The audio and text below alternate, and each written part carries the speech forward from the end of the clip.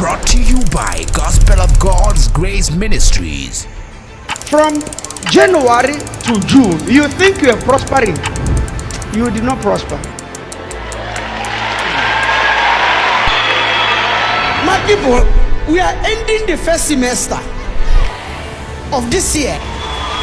The second semester of your year shall be greater than the first semester. You will love the second semester. You will drive the second semester. You will live in on house the second semester. Listen to me. I see your brand new name. Your name is Favor. Favor. Do you know what I'm doing? I'm putting my signature on your life.